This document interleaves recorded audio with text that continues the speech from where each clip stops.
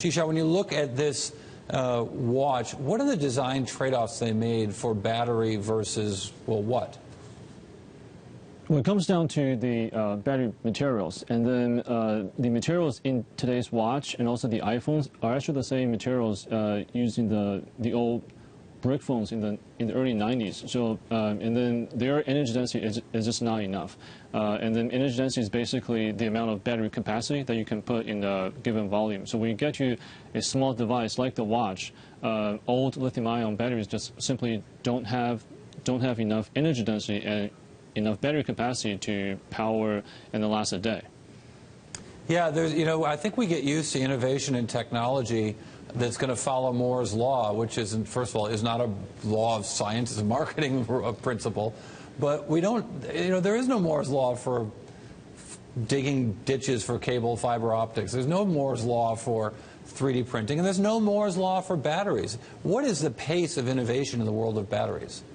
Right. So necessity really is the mother of invention. And then before the watch and the iPhones came about, there really wasn't really a need for these really high energy density batteries. But now, as they become more and more popular, there's a lot of work, a new technology in the pipeline that's being developed with silicon materials, metal anodes materials, and then we expect to see these materials in next generation iPhones and watch and maybe cars in a few years. What are the components of a lithium battery that could be made thinner with different materials or different technology?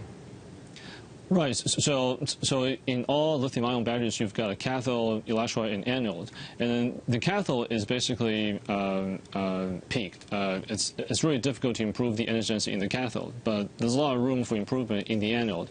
And then now there's people working on carbon anodes, which is basically what's used in all consumer electronics devices.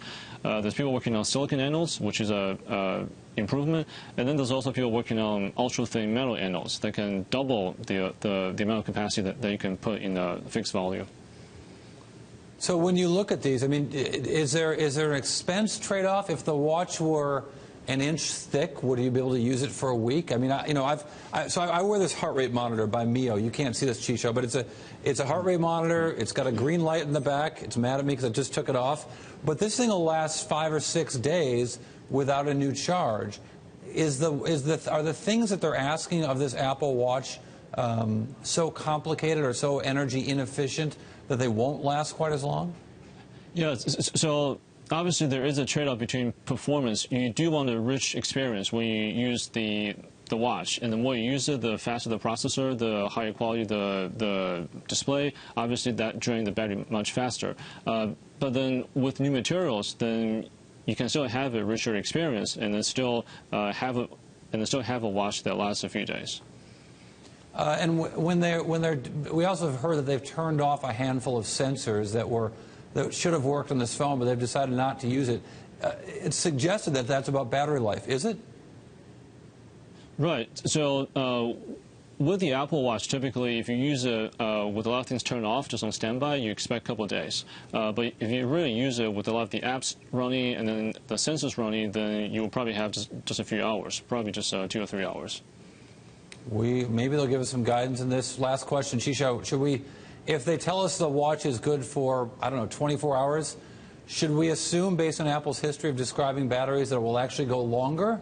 Or should we assume that they're exaggerating and it will actually go shorter? Well, I believe with the Apple Watch, you're obviously expected to charge every night, just like you do with the iPhone.